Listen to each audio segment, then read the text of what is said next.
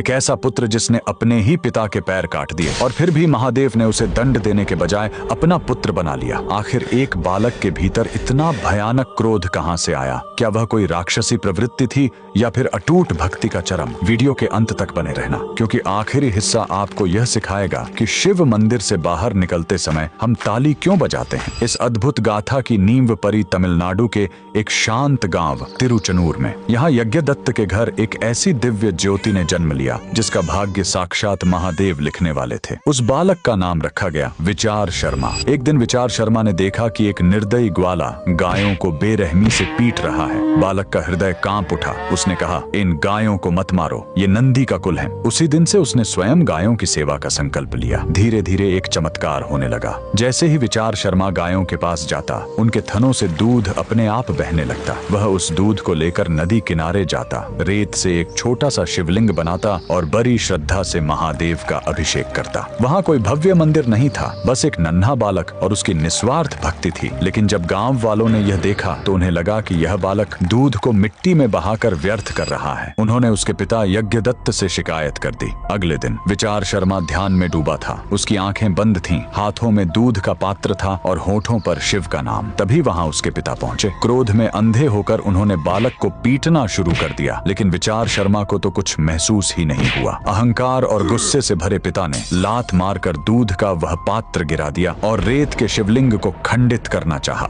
जैसे ही महादेव की पूजा का अपमान हुआ, विचार शर्मा की समाधि टूट गई। उसने देखा कि उसके पिता ने अपराध किया है। उसके हाथ में परी एक साधारण लकड़ी अचानक बिजली की तरह चमकी और एक विनाशकारी फरसे में बदल गई। महादेव के अपमान के प्रतिशोध में उस बालक ने एक ही वार में अपने पिता के पैर काट दिए। पर तभी वह रेत का शिवलिंग अचानक बिजली की कर्क के साथ फट गया और उसमें से स्वयं साक्षात महादेव प्रकट हुए। महादेव के चेहरे पर क्रोध नहीं बल्कि एक मंद मुस्कान थी। उन्होंने उस बालक को गले लगाया और कहा, तूने अपने पिता का त्याग किया, आज से मैं ही तेरा पिता हूँ। महादेव के स्पर्श मात्र से यज्ञदत्त का कटा हुआ पैर फिर से झुर गया और उनका हृदय भी शुद्ध हो गया। उस दिन महादेव ने विचार शर्मा को नया नाम दिया, चंडेश्वर। उन्हें शिव के धन का रक्षक और हर शिव मंदिर का प्रधान द्वारपाल बनाया गया। आज भी दक्षिण भारत के हर शिव मंदिर में चंडेश्वर की मूर्ति होती है। मंदिर से बाहर निकलते समय भक्त उनके सामने ताली बजाते हैं या अपने हाथों को झाड़ते हैं, यह बताने के लिए कि हे चंडेश्वर, हम महादेव के दरबार से कुछ भी चुराकर या साथ लेकर नहीं जा रहे। हम खाली हाथ आए थे और खाली हाथ जा रहे हैं। अगर आप भी महादेव के इस नन्हे भक्त की शक्ति को प्रणाम करते हैं तो कमेंट्स में हर हर महादेव जरूर लिखें।